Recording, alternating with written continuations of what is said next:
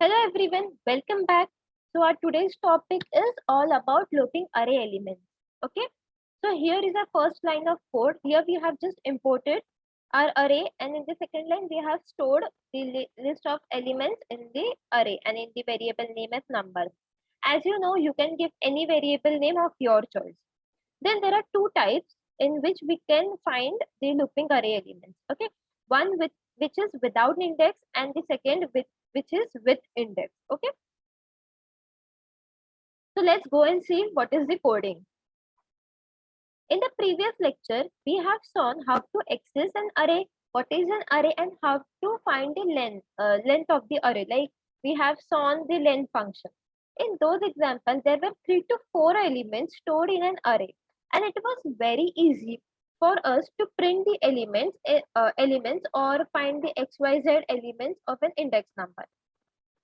But if in case, sometimes if in large organizations or etc., if you come across large data sets or thousands of numbers, is it really possible for us to write the same coding, like print numbers with this index and print numbers with that index, etc.?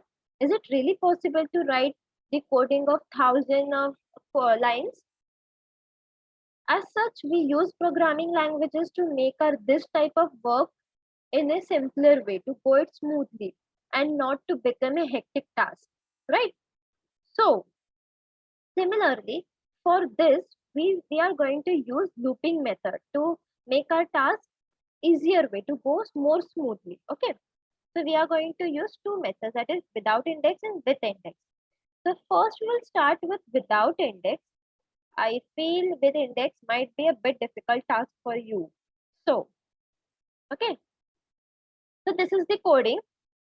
First of all, we have imported the array from array import. Then we have stored the number of elements in the number variable, and then later on we have coded a line which tells for elements in numbers. Okay, so now here this elements and numbers, these two things are such a way presented, like you can put anything of your choice. Even if you write for x, even if you write for x in numbers, for x in variables, anything if you write in place of both, in place of this two, it is fine. Okay, only this for and in,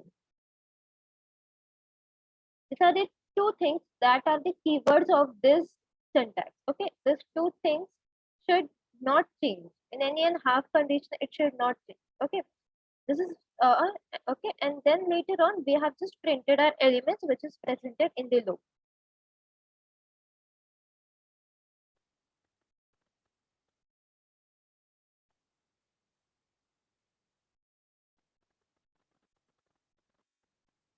Let's see how does this code goes. What is the output? As you can see, the same code is printed here. Okay, only see, you can see the output 1 2 3 4 5 6. All the elements are printed in our output. Just because of this one single line, all the elements we are getting in our output. So how does this for loop work? Let's see that thing. Okay,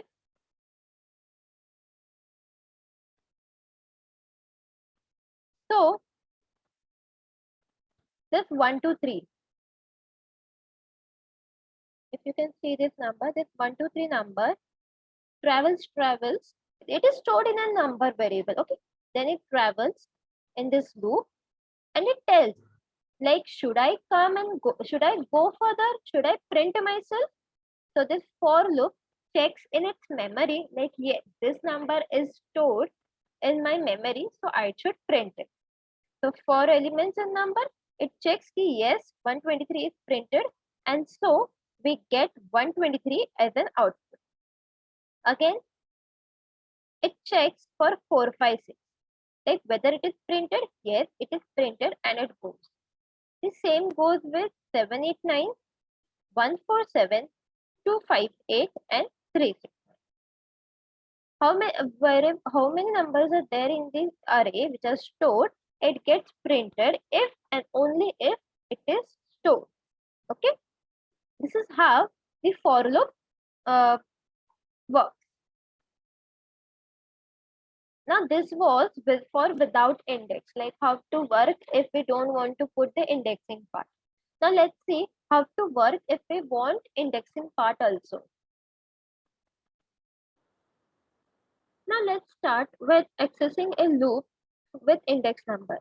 First two lines of the coding is same, and then the third line which says n is equal to len numbers.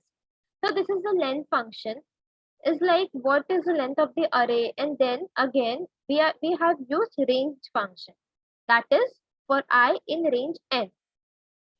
By using this range function, we can get the number of elements which we get from the range function, and this range function will create an integer sequence for elements. Then simply you can iterate it by printing it later. Even remember this thing in the last slide and also in this slide, it is very important. Once you just put that syntax of for loop, and then afterwards when you put that statement of print elements or print anything like print this and this, so array elements variable, it is very important to maintain your indent. Okay, if you don't maintain an indent, you are going to get an error. Okay,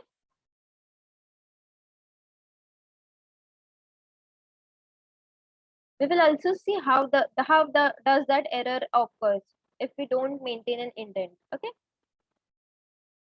one more example. This is just the modified syntax. The same example with index, it is everything is same, just the last line is going to change, which tells like print index, and then I means this numbers which are stored, and then is equals to, and then the numbers. By we will see the output of this, so it will be more clear to you.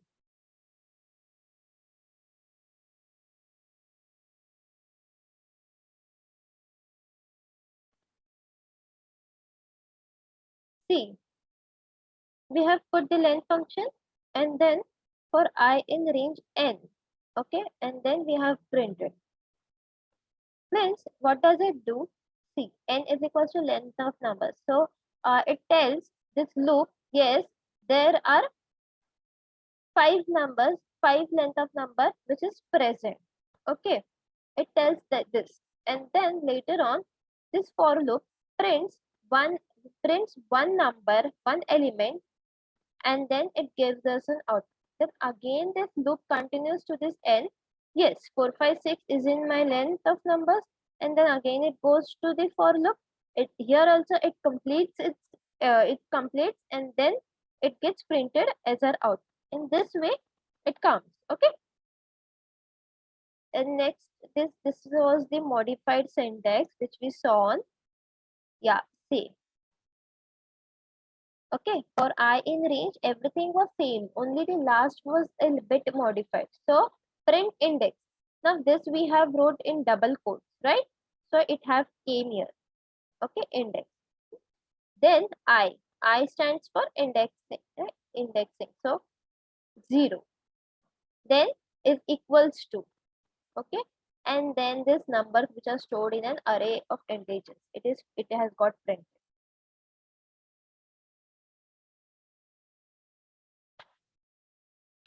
Have you got it? Like how does the loop works in indexing and without index? I hope you have understood it.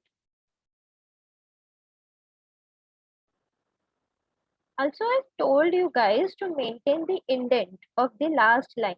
When you write this for loop, it is very important to maintain the indent of this last line. So let's see what does the error come if you don't maintain an indent. Okay. Okay, I have written this for loop, and then later on I have printed this. So now I wanted my output. So I will just run this. See, you have got, what is the error which you have got? Indentation error. Expected an indented block. Means what? You have not written the code in a in a right indent. So let's see what is the right indent. You should write this below the, not exactly below the for loop, just a little bit aside of the for loop. Okay, now let's print. See, there is no error. Okay, I hope you have understood this. Thank you so much for seeing this video and expressing your gratitude towards me. We will soon meet in upcoming videos. Bye, take care, stay safe.